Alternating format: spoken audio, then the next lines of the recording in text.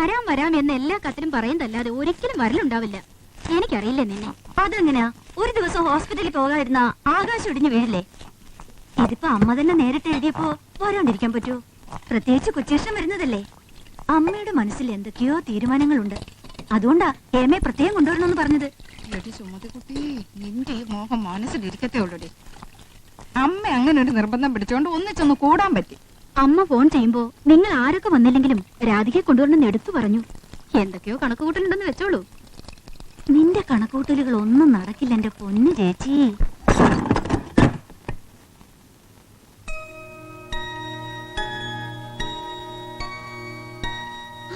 അയ്യോ മിനിക്കുട്ടി, എന്താ ഇത്?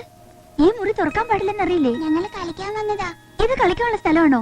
ഇതിനകത്ത് ആർക്കും കേറാൻ പാടില്ലെന്നറിയില്ലേ? കേറിയാൽ എന്താ? ഇത് അമ്പൂറ്റുമാന്റെ പൂജാമുറിയാ.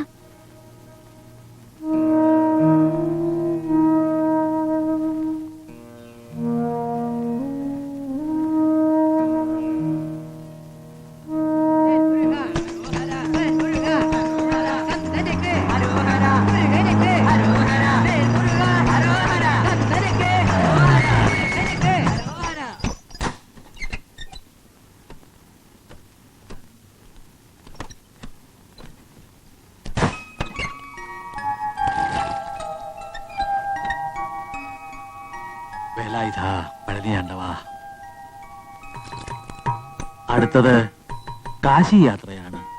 ചിങ്ങം പകുതിയോടെ പുറപ്പെടണം.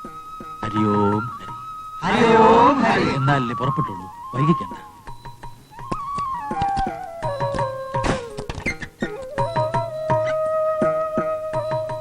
ഹരിയോം ഹരി. അമ്മേ മഹാമായേ, യാത്രയൊക്കെ സുഖമായിരുന്നു അമ്പൂറ്റി. ദൈവകൃപ കൊണ്ട് ഒരു ബുദ്ധിമുട്ടും വന്നില്ല. മൂകാംബികയിലും പഴനിയിലും തിരുപ്പതിയിലുമെല്ലാം ദർശനം ഐശ്വര്യമായിരുന്നു. കുടജാതിയിൽ വെച്ച് ഒരു യോഗിവര്യനെ പരിചയപ്പെടുകയുണ്ടായി. അദ്ദേഹം തന്ന ഏകമുഖ രുദ്രാക്ഷം അമ്മയ്ക്കിരിക്കട്ടെ.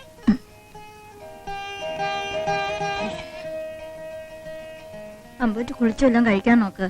ആവട്ടെ. ഞാൻ കാത്തിരിക്കുവായിരുന്നു. എപ്പോ എത്തി? ഇപ്പോഴെത്തി. തിരുപ്പതി അടിവാരത്തിൽ പഴയ ഏട് നോക്കി ഫലം പറയുന്ന ഒരു ജോത്സ്യനുണ്ടെന്ന് കേട്ടു. അറിയാമോ? തുടങ്ങി നിങ്ങളുടെ ഒരു ജോത്സ്യം. അറിയാമോ? അടുത്ത വാരം ഞാൻ അടിവാരത്തിലേക്കാണ് പോകുന്നത്. എന്റെ അമ്പുജാക്ഷ, നിനക്ക് ഇനിയെങ്കിലും ഈ യാത്ര ഒന്ന് നിർത്തിക്കൂടെ? പലവട്ടം പറഞ്ഞിട്ടുള്ളതാണ്, ഞാൻ അംബുജാക്ഷനല്ല, അമ്പൂറ്റി സ്വാമിയാണ് കുഞ്ഞെ. കുഞ്ഞോ? ഇത് നിന്റെ ചേച്ചിയാണ്. എല്ലാവരും നമുക്ക് കുഞ്ഞുങ്ങളാണ് കുഞ്ഞെ. ഹരിയോ. നിന്റെ ആങ്ങളെ ശരിയാവുന്ന ഒരു ലക്ഷണവും കാണുന്നില്ല. വേണ്ട, വേണ്ടയ്ക്കോ വേണ്ട.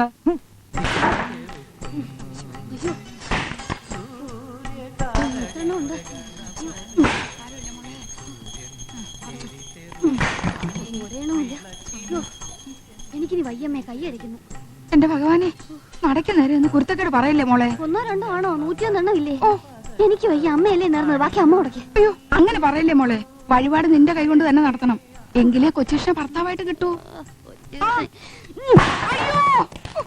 എന്റെ കാലയിലാണ് ഉടക്കാൻ പറഞ്ഞേ.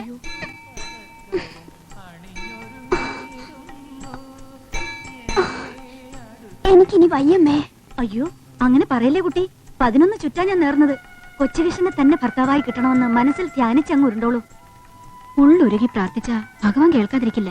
നീയും കൊച്ചുകൃഷ്ണനും തമ്മിലുള്ള വിവാഹം ഈ നടയിൽ വെച്ച് തന്നെ നടത്താം. നന്നായി പ്രാർത്ഥിച്ചോളൂ. എന്താടാ, എന്തു പറ്റി? ഞാൻ വീട്ടിലെ കാര്യം ഒന്ന് ഓർത്തു പോയതാ. ഓ, മനുഷ്യനെ പേടിപ്പിച്ചു പറഞ്ഞല്ലോ. അവന്റെ ഒരു വീടും സ്വപ്നവും. എടാ, ആണുങ്ങളായ കുറച്ചൊക്കെ ചങ്കുറപ്പ് വേണം. എടാ, അവിടെ ചെന്നാലുള്ള അവസ്ഥയെ കുറിച്ച് നിനക്ക് അറിഞ്ഞുകൂടാത്തോണ്ടാ. എല്ലാം അറിഞ്ഞുകൊണ്ടല്ലേ നീ ഇതിനെ ഇറങ്ങി തിരിച്ചത്. ആദ്യം തന്നെ നീ നിന്റെ അമ്മായിമാരെ എനിക്കൊന്ന് പരിചയപ്പെടുത്തിത്ത. കാര്യങ്ങളൊക്കെ സ്മൂത്ത് ആയിട്ട് ഡീൽ ചെയ്യുന്ന കാര്യം ഞാൻ ഏറ്റു. ലോകത്ത് ഒരിടത്തും ഇല്ലാത്ത അവന്റെ ഒരു മുത്തശ്ശിയും അമ്മായിയും തറവാടും. എന്താ സാറേ? സാറിന് വയറ്റ് വേദന. വണ്ടി വിടറോ.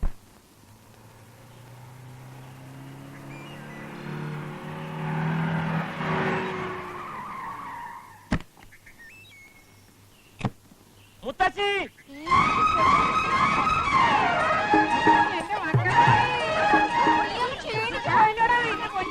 ക്ഷീണിച്ചിട്ടൊന്നുമില്ല അമ്മായി. കൈ കൈ കൈ. അയ്യോ, ഇതെന്താ മുഖത്തൊരു പാട്? അത് വലിയ മോക്കൊരു വന്നായിരിക്കും. സാർ എപ്പോഴും എന്റെ മുഖത്തോട് പറയും. പറഞ്ഞു കൊടുക്കുമോളെ. മതി മതി, എന്റെ കുട്ടി ഒന്ന് ഇങ്ങോട്ട് വിട്ടു തന്നെ എന്നിട്ടാവാൻ വിശദീകരണം. നീ ഇങ്ങോട്ട് വന്നാൽ മതി. പെട്ടി വന്നിട്ട് വയ്ക്കും മോളെ. ചെല്ല്.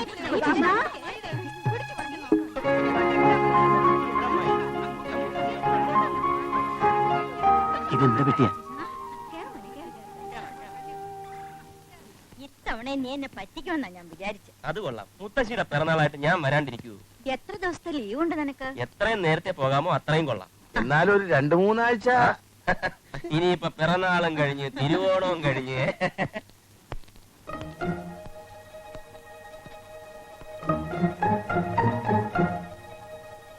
കയറി വാ.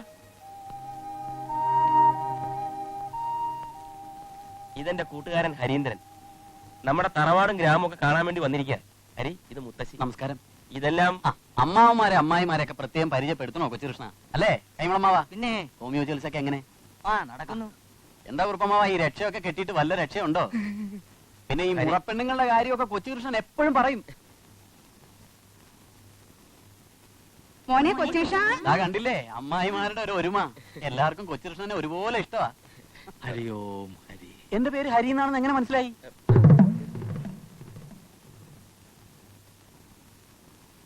യാത്രയൊക്കെ സുഖമായിരുന്നു കുഞ്ഞെ? സുഖമായിരുന്നു. ഈ സ്വാമി വേഷം കെട്ടി നടക്കുന്നവരെല്ലാം കള്ളന്മാരാ. അവരൊറ്റ എണ്ണത്തിനെ വിശ്വസിക്കാൻ കൊള്ളൂല. പക്ഷേ അമ്പോറ്റി സ്വാമി അങ്ങനെയൊന്നും അല്ല, ശരിയായ സ്വാമിയാണെന്നാണ് കൊച്ചുകൃഷ്ണൻ പറയുന്നത്. കൊച്ചേഷ, അകത്തേക്ക് വന്നോളൂ. ഇതാ വരുന്നേ. നീ മാത്രം വാ.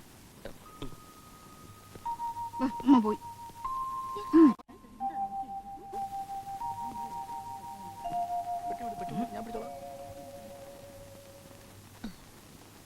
കൊച്ചേഷ, എന്തോ?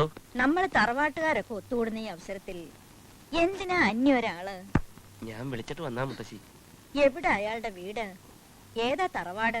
കൊച്ചിയില. ഹരീന്ദ്രനാഥ് നമ്പ്യാരെന്നാ മുഴുവൻ പേര്. നല്ല ഒന്നാം തരം തറവാട്ടുകാരനാ. പറഞ്ഞു വന്ന നമ്മുടെ മഹാകവി കുഞ്ചൻ നമ്പ്യാരില്ലേ, പുള്ളിയുടെ വകയിലൊരു ബന്ധുവായിട്ട് വരും. എന്തൊക്കെ ആയാലും അവൻ ഇവിടെ താമസിക്കുന്നത് ശരിയാകും തോന്നുന്നില്ല. ഇപ്പോഴത്തെ മാനസികാവസ്ഥയിൽ അവനെ പറഞ്ഞുവിടാനും മനസ്സ് വരുന്നില്ല. അതെന്താ? അച്ഛനും അമ്മയും അങ്ങ് അമേരിക്കയില്.